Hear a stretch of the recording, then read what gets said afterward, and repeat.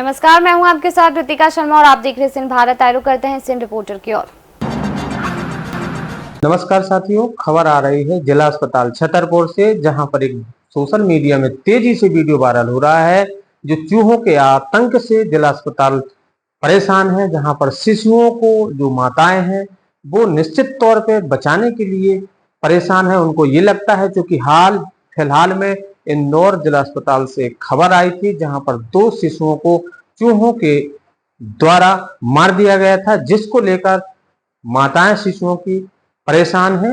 वैसे जिला प्रशासन के द्वारा ये कहा गया है कि चूहों को पकड़ने के लिए निश्चित तौर पे दवाई रखी जाएगी और चूहों को पकड़ाने की कार्रवाई पूर्ण की जाएगी। छतरपुर से एशियन भारत के लिए विकास दीक्षित। मध्य प्रदेश का सागर वैसे तो शांति का टापू कहा जाता है, लेकिन पिछले 2 दिनों से यहाँ पर अशांति फैली हुई है। पहले एक धर्म विशेष की रैली के दौरान विवादित नारे लगाए गए, जिससे आहत होकर हिंदू संगठनों ने कोतवाली थाने में मामला दर्ज करवाया और उसके अगले दिन इसी नारे के विरोध में 2 युवकों द्वारा सोशल मीडिया पर हजरत मोहम्मद के खिलाफ में टीका टिप्पणी की गई, जिसके विरोध में आज सैकड़ों की संख्या में मुस्लिम समुदाय के लोग कटरा चौकी को घेराव करने पहुंचे, जिससे अशांति फिर फैल गई। मौके पर भारी पुलिस बल तैनात किया गया, जिसके बाद उनको समझाइश देकर वहां से हटाया गया। इस पूरे घटनाक्रम में पुलिस ने त्वरित कार्रवाई करते हुए 2 युवकों को, एक हरीश कोरी और एक अन्य को, इस टीका टिप्पणी करने के विरोध में कार्रवाई करते हुए गिरफ्तार किया है, जिसमें से एक आरोपी अभी फरार है।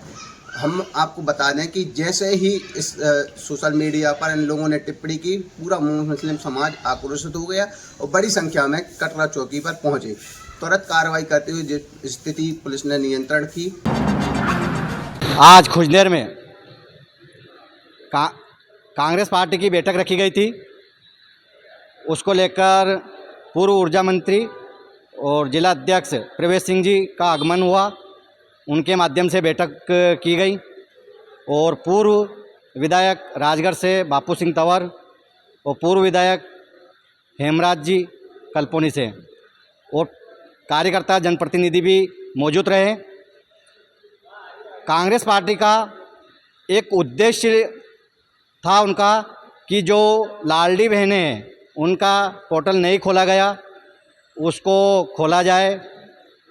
उसके बाद किसानों को जो मुआवजा वास्तविक मिलने का था वो भी नहीं मिल पाया, इसको लेकर भी चर्चा की गई। और जो किसान की फसलें ख़राब हुई है उसका अभी किसी अधिकारी ने सर्वे नहीं किया, इसको लेकर प्रवेश सिंह जी ने ये बात रखी। और अगर ये सारी चीज़ें ना मानते हुए उन्होंने एक 18 तारीख जिले कार्यालय पर पूर्व मुख्यमंत्री दिग्विजय सिंह और पूर्व मुख्यमंत्री कमलनाथ, ऐसा उन्होंने आने का कहा है। 18 तारीख में बड़ा आंदोलन कांग्रेस करेगी अगर ये सारी चीज़ें सभी तहसीलों में प्रवेश सिंह ने आवेदन दिए हैं, सभी तहसीलों में। अब देखते ये है कि क्या सरकार इस चीज़ों के दबाएगी या फिर कांग्रेस की जो मांग है वह उसको लेकर पूरा करेगी। ब्लॉक कांग्रेस कमेटी बैठक खुजनेर रखी गई थी और उसको लेकर आज बहुत सारी चर्चा की गई और जिला अध्यक्ष प्रवेश सिंह जी ने बताया है कि जो भी गुटबाजी है, जो भी चीज़ें चल रही थी, उस सब को भुलाकर और चाहे कार्यकर्ता छोटा हो या बड़ा हो, उसको सबको साथ में लेकर चलना है और साथ में काम करना है। कोई भेदभाव नहीं होना चाहिए। ऐसा करके उन्होंने एक संकल्प लिया है कि कार्यकर्ता छोटा हो या बड़ा हो, सबका सम्मान करेंगे और आने वाले जो कार्यक्रम है उनमें सब मिलकर सहयोग करें। और आज जो चर्चा की गई है वो 18 तारीख को लेकर की गई है और राजगढ़ में बड़ा आंदोलन कांग्रेस करेगी। राजगढ़ और जिला राजगढ़ से राहुल बना, एशियन भारत संवाददाता। आदि गुरु शंकराचार्य की दीक्षा स्थली ओंकारेश्वर में शिक्षा का स्तर काफी गिरा हुआ है। मध्य प्रदेश की सरकार द्वारा हाल ही में आदि गुरु शंकराचार्य जी दीक्षा स्थली ओंकारेश्वर में सीएम राइज स्कूल की घोषणा की है, लेकिन अभी अमली जामा नहीं पहनाया गया है। तो वहीं आदिम जाति कल्याण विभाग के द्वारा यहाँ पर अनुसूचित जनजाति बालक छात्रावास का शिलान्यास 17 फरवरी 1996 में किया गया था, जो कि उच्च शिक्षा मंत्री जो है उनके द्वारा इसका लोकार्पण किया था। वर्तमान में जो बिल्डिंग है काफी जर्जर हो चुकी है। जर्जर हुई बिल्डिंग में भी लंबे समय से छात्रावास यहाँ पर संचालित किया जा रहा था। वर्तमान की अगर हम बात करें तो 60 से अधिक बच्चे यहाँ पर अध्ययन करते हैं, विभिन्न विभिन्न क्षेत्रों से आए हुए। लेकिन अंदर जो छन्नू में बना ये छात्रावास की स्थिति बद से बदतर हो गई है। अगर समय रहते हुए इस बिल्डिंग को धराशायी करके यहाँ पर एक गुणवत्ता का छात्रावास या अन्य शिक्षा के क्षेत्र में उल्लेखनीय कार्य शिक्षा विभाग व मध्य प्रदेश सरकार द्वारा अगर नहीं किया गया तो ये बिल्डिंग किसी दिन बड़ी दुर्घटना का कारण बन सकती है। प्रदेश में स्कूलों की हालत बद से बदतर है, तो वहीं छात्रावासों की भी स्थिति खराब हो चली है। वर्तमान में यहाँ पर 6 या 5 लोगों का स्टाफ है और यहाँ पर जैसे तैसे व्यवस्थाएं की जा रही है। संतोष प्रसाद अधीक्षक यहाँ पर अपनी सेवाएं दे रहे हैं, जो कभी कभी ओंकारेश्वर आते हैं। 60 से अधिक बच्चे, चूंकि नया भवन अभी तैयार हुआ है, उसमें कक्षा 9वीं से लेके 12वीं तक के छात्र यहाँ पर आकर ओंकारेश्वर के शासकीय उच्चतर माध्यमिक विद्यालय में अध्ययन का लाभ ले रहे हैं। हमारे टीम ने आज यहाँ आकर निरीक्षण किया तो यहाँ के छात्रावास की स्थिति बद से बदतर नजर आई तथा शिक्षा को लेकर इस क्षेत्र की छवि यहाँ पर खराब हो रही है। एशियन भारत जिम्मेदार जनप्रतिनिधि और मध्य प्रदेश शासन से आग्रह करता है कि ऐसे जीर्ण शीर्ण जो बिल्डिंग हो रहे हैं, धराशायी हो रहे हैं, दुर्घटना का लंबा कारण बने, इसके पूर्व इसे तोड़कर गुणवत्ता का यहाँ पर एक अच्छा सा भवन बनाए या मध्य प्रदेश सरकार विभिन्न योजना के अंतर्गत इस भवन का उपयोग करें। एशियन भारत के लिए ओंकारेश्वर से ललित दुबे। अशोकनगर के शासकीय बालक उच्चतर माध्यमिक विद्यालय की जो जमीन है उसका मुद्दा गहराता जा रहा है। दरअसल नगर पालिका द्वारा ऐसा फरमान जारी किया गया था कि वहां पर हाथ ठेले वालों के लिए अस्थायी तौर पर जगह दे दी जाएगी, लेकिन इस पूरे मामले में अखिल भारतीय विद्यार्थी परिषद ने दखल डाला और विद्यार्थी परिषद की जो मांग है, उनका कहना है कि ये जो ज़मीन है ये छात्र हित की ज़मीन है और यहाँ पर गर्ल्स स्कूल ही बनाया जाए। अशोकनगर में अखिल भारतीय विद्यार्थी परिषद के कार्यकर्ता आंदोलन की तैयारी कर रहे हैं। यह आंदोलन कन्या विद्यालय के लिए आरक्षित जमीन पर नगर पालिका द्वारा अस्थायी तौर पर ठेला मार्केट लगवाने के विवाद को लेकर शुरू होने जा रहा है।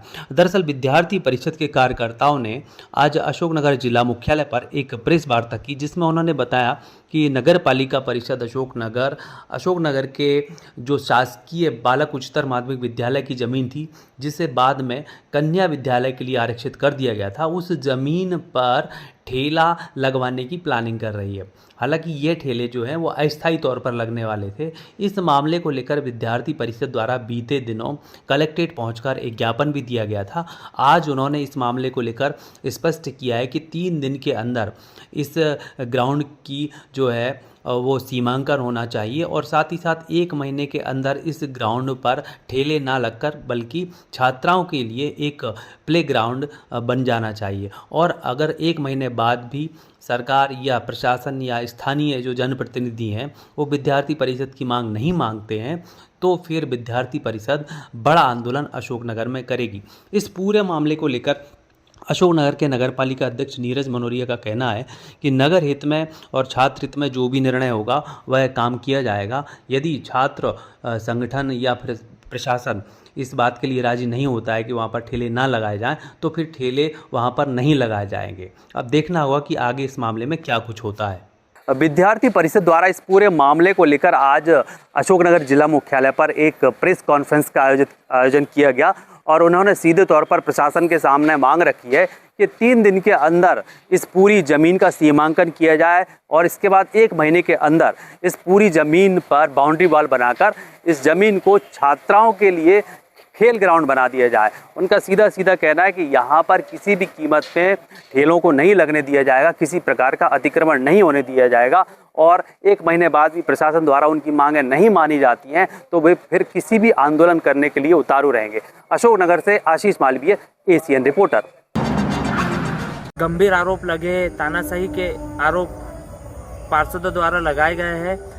आरोप लगाते हुए आज पार्षदों द्वारा एसडीएम को ज्ञापन सौंपा और उसमें कहा गया कि मनीष सोलंकी द्वारा प्रधानमंत्री योजना के तहत आवास में फर्जीवाड़ा किया गया है। इतना ही नहीं, उनके द्वारा फर्जी बिल लगाए गए हैं। शासकीय भूमि पर उनके द्वारा कब्जा किया गया है। हालांकि यह आरोप कितने सही है ये तो जांच के बाद ही पता चलेगा, लेकिन एक बात स्पष्ट होती है कि भाजपा राज में लगातार भाजपाई नेताओं द्वारा भ्रष्टाचार के मामले आरोप प्रत्यारोप लग रहे हैं। इन बात पर कितनी सच्चाई है यह तो जांच के बाद ही पता चलेगा, लेकिन यह सब में सबसे बड़ा मुख्य कारण जो पार्षदों ने आरोप लगाया है कहीं ना कहीं एक गंभीर सवाल खड़े करता है, क्योंकि जिस तरह से पार्षदों द्वारा आरोप लगाए गए हैं वह राजनीतिक गलियारों में एक सोच का विषय उत्पन्न कर दिया और अब भैंसदेई विधानसभा के हर क्षेत्र, हर गली पर यह चर्चा आम होती चली गई है कि आखिर मनीष सोलंकी ने इतना बड़ा भ्रष्टाचार किया है तो क्या उस पर कार्रवाई होगी या फिर मामले को यूं ही दबा दिया जाएगा। हालांकि जब इस मामले को लेकर हमने नगरीय प्रशासन और कुछ लोगों से बात की गई तो उनके द्वारा कहा गया कि यह एक जांच का विषय है, आरोप प्रत्यारोप तो लगते रहते हैं, इसमें कितनी सच्चाई है यह बात तो जब जांच होगी उसके बाद ही पता चलेगा। अब जिन पार्षदों ने आरोप लगा है वह भी एक नगर परिषद में अपनी अच्छी खासी पकड़ रखते हैं। उन पार्षदों ने अचानक यह आरोप लगाकर बैतूल जिले की राजनीति में एक घमासान छेड़ दिया है। देखने की ताज्जुब की बात यह है कि आखिर क्या वजह है जो इतना बड़ा भ्रष्टाचार हुआ और किसी भी सरकारी तंत्र या नेता को यह भ्रष्टाचार नहीं दिखाया गया। अगर यह भ्रष्टाचार आगे भी नहीं खुलता, अगर पार्षद द्वारा यह इसका उजागर ना किया गया होता, आज मुख्य आवेदन देने में मुख्य पार्षद सज्जू सिंह ठाकुर, आशुतोष राठौर और निर्मला माहले है। नगर परिषद संजय सोलंकी पर यह इन्होंने तानाशाही और भ्रष्टाचार के गंभीर आरोप लगाए हैं। नगर परिषद मनीष सोलंकी पर लगे आरोपों में ने भैंसदेई की राजनीति को गरमा दिया है। अब देखना होगा कि क्या वास्तव में जांच के बाद की तस्वीरें क्या होती है, मामले को दबा दिया जाएगा या फिर मामले में कुछ नया मोड़ आएगा। अनंत चतुर्दशी के विसर्जन कार्यक्रम के दौरान पुलिस की सतर्कता से हादसा टला। भक्तों ने पूरे उत्साह के साथ गणेश चतुर्थी का 10 दिन तक पर्व मनाया। शनिवार रात्रि को देर रात तक विसर्जन का कार्यक्रम चला। यहाँ पर नगर परिषद द्वारा प्रकाश की व्यवस्था की गई थी। वहीं इस मौके पर एसडीओपी सहित पुलिस प्रशासन के अधिकारी भी मौजूद थे। एसीएन भारत खिलचीपुर से ओम प्रकाश गुप्ता। फिलहाल इस रिपोर्टर में इतना ही। आप देखते रहिए एसीएन भारत।